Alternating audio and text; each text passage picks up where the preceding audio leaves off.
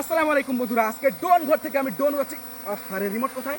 ও এই যে রিমোট ভাই, এই যে রিমোট দেখছেন ভাই, এটি এমন একটি ড্রোন, এটি সম্পূর্ণ প্রফেশনাল লেভেলের একটি ড্রোন। এই ড্রোন উড়াতে কোনো রিমোট লাগবে না, এটি এক জায়গায় স্থির থাকবে। এটি জিপিএস ড্রোন ক্যামেরা।